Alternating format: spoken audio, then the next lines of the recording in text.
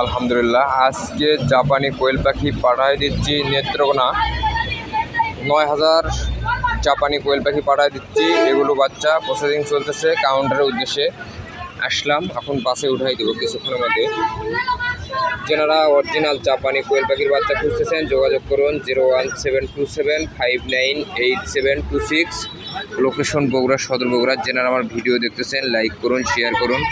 দেখুন বাচ্চাগুলো একদিন বয়সে সুস্থ সবল বাচ্চা, কোয়েল পাখির বাচ্চা।